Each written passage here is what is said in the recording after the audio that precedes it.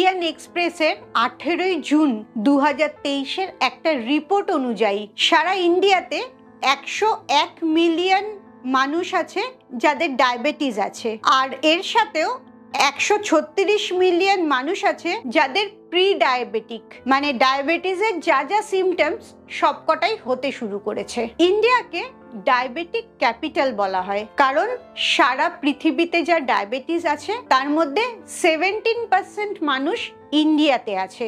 National library of মেডিসিনের একটা report অনুযায়ী টপ 10টা কান্ট্রির মধ্যে চায়না হচ্ছে ডায়াবেটিসের নাম্বার 1 এবং ইন্ডিয়া নাম্বার 2। এই সমস্ত রিপোর্টগুলো একটাই জিনিস প্রমাণ করে, আমাদের দেশের মানুষের নর্মালি যেটা লাইফস্টাইল সেটা ব্লাড সুগারের অসুখকে অনেক বাড়িয়ে দেয়। আর তাই আজকের ভিডিওতে এমন 5টা টিপস বলবো, সেগুলো তুমি যদি মেনে চলো তাহলে তোমার ডায়াবেটিস হওয়ার সম্ভাবনা অনেকটা কমে যাবে, আর যাদের ডায়াবেটিস আছে তারাও সেই ডায়াবেটিসটাকে কন্ট্রোলে রাখতে পারবে। তাই প্রত্যেকটা মানুষের জন্যই আজকের ভিডিওটা খুব ইম্পর্টেন্ট। পুরোটা শেষ অবধি দেখো, একটা পয়েন্টও মিস করো না, আর কালকে থেকেই নিজের জীবনে সেই পয়েন্টসগুলো পরিবর্তন করতে শুরু করো। Welcome to good life with Sukanya. আমি লাইফস্টাইল কারেকশন কোচ। আমার প্রোগ্রামে রোজ দেশ বিদেশ থেকে বহু মানুষ যোগদান করছে এবং তাদের ওজন কমিয়ে মানসিক স্বাস্থ্য ভালো করে একটা নতুন জীবন ফিরে পাচ্ছে। তুমিও যদি এই প্রোগ্রাম সম্বন্ধে জানতে চাও, তোমার কেন ওজন বেড়েছে, কি কি অসুখ আছে এবং সেগুলো তুমি ওজন কমিয়ে কিভাবে সুস্থ হতে পারবে, এই সমস্ত জিনিসগুলো আমি আমার 2 ঘন্টার ওয়ার্কশপে শেখাই। এই ওয়ার্কশপে যোগ দেওয়ার জন্য নিচের হোয়াটসঅ্যাপ নাম্বারে LCW এই কথাটা লিখে হোয়াটসঅ্যাপ করো। আমার লাইফস্টাইল কারেকশন প্রোগ্রামে প্রত্যেক বুধবার একটা লাইভ জুম সেশন হয় এবং কালকের সেশনেরই ঘটনা, একজনের অনেক দিন ধরে ডায়াবেটিস ছিল এবং আমার লাইফস্টাইল কারেকশনের জয়েন করার পর ধীরে ধীরে তার ওজন কমে, লাইফস্টাইল কারেক্ট হয়, যার জন্যে লাস্ট 3 মাস ধরে সে 2টো ওষুধের জায়গায় ডায়াবেটিসের একটা ওষুধ খাচ্ছিল।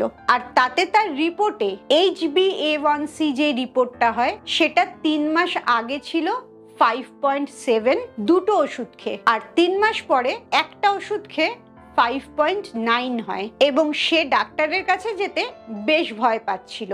সে ভাবছিল ডাক্তার তাকে খুব বকা দেবে, 0.2 HbA1c বেড়ে গেছে এবং সে নিজে থেকে একটা ওষুধ খাওয়া বন্ধ করে দিয়েছে। তোমাদের সবাইকেই বলে রাখছি, কখনোই তোমরা নিজে থেকে ওষুধ খাওয়া শুরুও করবে না, বন্ধও করবে না, সব সময় সেটা ডাক্তারের প্রেসক্রিপশন অনুযায়ী করার চেষ্টা করবে। এক্ষেত্রে আমি তখন তাকে সাজেস্ট করি সে যেন ডাক্তারের কাছে গিয়ে বলে সে যা যা লাইফস্টাইলে কারেক্ট করেছে এবং এই রেজাল্টটা তার জন্য হয়েছে, এবং সে ডাক্তার দেখাবার পর ডাক্তার বকা তো তাকে দেয়নি, বরঞ্চ আরো অ্যাপ্রিসিয়েট করেছে। ডাক্তার বলেছে আমার লাইফস্টাইল কারেকশন প্রোগ্রামটায় যা যা আমি শেখাচ্ছি সে যেন তাই ফলো করে এবং সে একদম ঠিক কাজ করছে। সে একটাই ওষুধ খাবে এখন, আবার 3 মাস পর HbA1c-টা টেস্ট করবে। শুধু এই একজনই না, আমার লাইফস্টাইল কারেকশন প্রোগ্রামের সব গাইডলাইনগুলো মেনে চলে, তারই ডায়াবেটিস কন্ট্রোল হওয়া 100% সম্ভব। আর সেই টিপসগুলোই আজকে তোমাদের সাথে আমি শেয়ার করব। প্রথম যেটা জেনে নেওয়া দরকার, প্রি ডায়াবেটিক আর ডায়াবেটিক। প্রি ডায়াবেটিক মানে তোমার এখনো ওষুধ খাওয়া শুরু হয়নি, কিন্তু ডায়াবেটিসের যে যে সমস্যাগুলো সেগুলো অলরেডি শুরু হয়ে গেছে। এটাই বেস্ট টাইম তোমার লাইফস্টাইল ঠিক করার। আর ডায়াবেটিস অলরেডি হয়ে যাওয়া মানে তখন তোমার শরীরের ক্ষতিটা অনেকটা বেশি হয়ে গেছে। তখন ডায়াবেটিসটাকে কন্ট্রোল করা এবং ধীরে ধীরে ওটাকে রিভার্স করা একটু সময় সাপেক্ষ। তাই সব সময় আগের থেকে অ্যালার্ট হওয়াটা বেশি ভালো। আজকে যত ডায়াবেটিস নিয়ে কথা বলবো সেই সমস্তটাই কিন্তু টাইপ 2 ডায়াবেটিস, যেটা মানুষের লাইফস্টাইলের সমস্যা। আর টাইপ 1 ডায়াবেটিসটা জেনেটিক সমস্যা, সেটা লাইফস্টাইল ডিজিজ নয়। আর সারা পৃথিবীতে যত ডায়াবেটিস পেশেন্ট আছে তার মধ্যে 90%ই টাইপ 2 ডায়াবেটিস, এবং এই টাইপ 2 ডায়াবেটিসটা বেশিরভাগটাই জীবন যাপনের সমস্যা। অনেকেই যারা মনে করো আমার বাবা মার ডায়াবেটিস ছিল তাই আমার ডায়াবেটিস হয়েছে, তাদেরকে জানিয়ে রাখি জেনেটিক ট্রান্সফার 20 থেকে 30% হয়। এবং বহু টেস্টে দেখা গেছে তুমি জেনেটিক্যালি ডায়াবেটিস পেয়েছো, কিন্তু তোমার জীবনযাপনটা তুমি ঠিক করে করো বলে তোমার ডায়াবেটিস হয়নি। আবার অন্য একজন যে জেনেটিক্যালি ডায়াবেটিস পায়নি, কিন্তু জীবনযাপনটা খারাপ হওয়ার জন্য তার ডায়াবেটিস হয়ে গেছে। তাই জেনেটিক গুরুত্বটা কম দিয়ে নিজের লাইফস্টাইল ঠিক করার দিকে গুরুত্বটা অনেক বেশি দেওয়া দরকার। 5টা কারণের মধ্যে প্রথম কারণ বলবো খাওয়া। ইন্ডিয়াতে বেশিরভাগ জায়গায় প্রধান খাবার হচ্ছে কার্বোহাইড্রেট। সেটা ভাতও হতে পারে, রুটিও হতে পারে। আবার এখন অনেকে ভাত রুটি বন্ধ করে ডালিয়া বা ওটস খাচ্ছে, সব কটাই কার্বোহাইড্রেট। এবং এই কারণে আমাদের খাবারে সবচেয়ে বেশি প্রাধান্য পায় কার্বোহাইড্রেট। কার্বোহাইড্রেট তুমি যত বেশি খাবে তত তোমার ডায়াবেটিস হওয়ার সম্ভাবনা বেশি থাকবে, কারণ এই কার্বোহাইড্রেটটা রক্তের মধ্যে চিনি ছড়ায় খুব তাড়াতাড়ি, এবং সেই চিনিটাকে নিয়ন্ত্রণ করার জন্য, কোষে ঢোকাবার জন্য আমাদের পেটের প্যানক্রিয়াসের থেকে ইনসুলিন বেরোয়।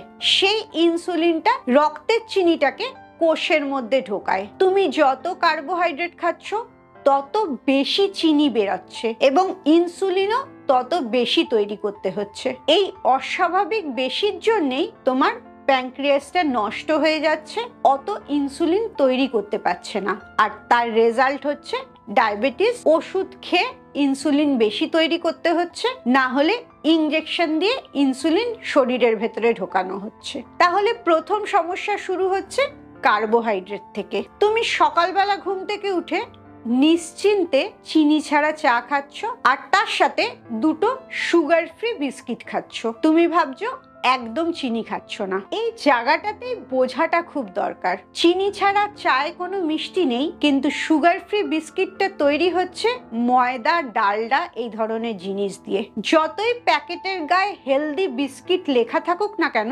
বিস্কিট কখনো হেলদি হতে পারে না। এবং সেই বিস্কিটটা সুগার ফ্রি হলেও যেহেতু সেটা ময়দা বা আটা দিয়ে তৈরি হচ্ছে, তার ভেতর থেকে প্রচুর চিনি বেরোচ্ছে। সেরকমই ডাল এবং ভাত, এই দুটোই তোমার কাছে হয়তো খুব ভালো খাবার, বাড়িতে তৈরি নর্মাল খাবার। এই ভাতে কি আছে আর ডালেই বা কি আছে, সেটার ইনগ্রেডিয়েন্ট গুলো দেখলেই তুমি বুঝতে পারবে।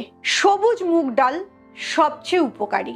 সেই 100 গ্রাম সবুজ মুগ ডালে ক্যালোরি থাকে 350, কার্বোহাইড্রেট থাকে 60 গ্রাম এবং প্রোটিন থাকে 25 গ্রাম। বুঝতেই পারছো কার্বোহাইড্রেটের মাত্রাটা অনেক বেশি থাকে। সেখানে তুমি যদি মিক্সড ডাল নাও, মিক্সড ডালেও ক্যালোরি থাকে 354, প্রোটিন থাকে 23, সেখানে কার্বোহাইড্রেট থাকে 61। সবসময় ডালে কার্বোহাইড্রেটটা অনেক বেশি আছে। যারা মনে করো ডালটা প্রোটিন, তাদের এই ডেটাটা জেনে রাখা খুব দরকার।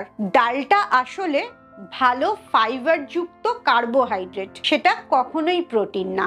আর এর সাথে তুমি ভাতটা যোগ করছো। 100 গ্রাম চালে 365 ক্যালোরি থাকে, কার্বোহাইড্রেট থাকে 80 গ্রাম আর প্রোটিন থাকে 7 গ্রাম। তুমি এখানে হিসেব করলে দেখতে পাবে 100 গ্রাম ডাল আর 100 গ্রাম ভাত দুটো মিলিয়ে তুমি কার্বোহাইড্রেট খাচ্ছ 80 গ্রাম আর 60 গ্রাম।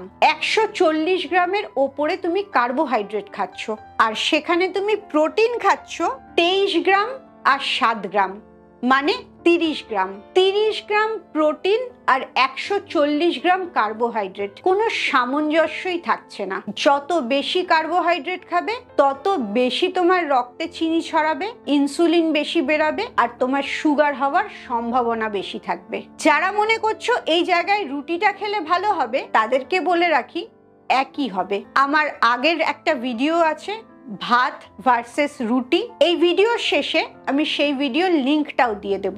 অবশ্যই সেই ভিডিওটা দেখলে বুঝতে পারবে তুমি ভাত খাও বা রুটি খাও, কার্বোহাইড্রেট যথেষ্টই ঢুকছে। এটা বলার একটাই উদ্দেশ্য, কার্বোহাইড্রেটটা কি করে এবং আমরা কত বেশি কার্বোহাইড্রেট খাই সেটা বোঝানো। তাহলে হেলদি খাবার কি খাবে? হেলদি খাবার হচ্ছে ভালো পরিমাণে প্রোটিন খাবে।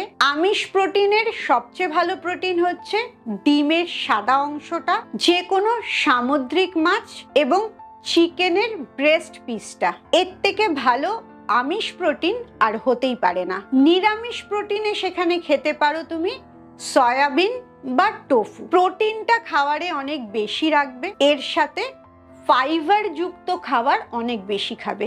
নানা রকম শাক সবজি স্যালাড এগুলো প্রচুর বেশি খাবে। আর ভাত বা রুটি যেটায় প্রধান কার্বোহাইড্রেট থাকে সেটা অনেক কম খাবে। আর এর সাথে আরেকটা খাবার অবশ্যই খাবে, সেটা হচ্ছে গুড ফ্যাট। ভালো ফ্যাটও আমাদের রক্তের সুগারটাকে নিয়ন্ত্রণে রাখতে সাহায্য করে। ভালো ফ্যাট মানে যত রকমের নাটস হয় এবং সিডস হয়, pumpkin seed, watermelon seed, chia seed. আমার নাটস অ্যান্ড সিডসেরও একটা খুব ভালো ভিডিও আছে, তার লিঙ্কটাও আমি এই ভিডিওর শেষে দিয়ে দেব। অবশ্যই সেই নাটস অ্যান্ড সিডসটাও দেখবে। সেটা গুড ফ্যাট, সেটা তোমার খাবারে রোজ রাখবে। আরেকটা গুড ফ্যাটের সোর্স হচ্ছে ডিমের কুসুম।